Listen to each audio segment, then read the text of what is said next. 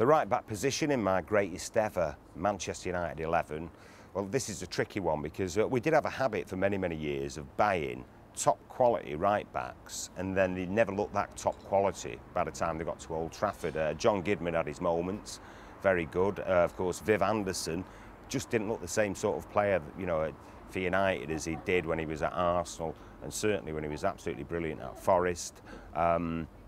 Mick Duxbury, you know, he shined a few times. He was decent.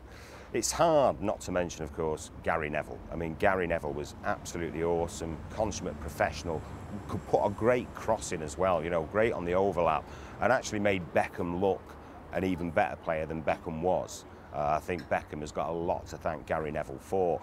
A lot of people used to moan about Gary Neville. All you had to do was look at how England performed in Japan in 2002 with Danny Mills at right back instead, and you thought, please bring Gary Neville back.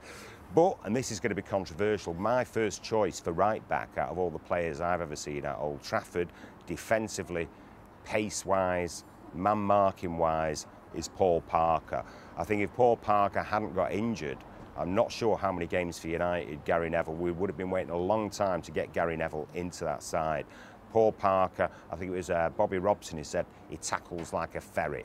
Not sure what that really means, but he certainly did. And he gave a kind of confidence to the defence. He was a bit of a leader as well, Paul Parker. Although again, you know, he gets slagged off because you've still got those people who blame him for the ball hitting his back and looping over Peter Shilton, into the net in that World Cup semi-final. But at right back in my all-time great Manchester United 11 is Paul Parker.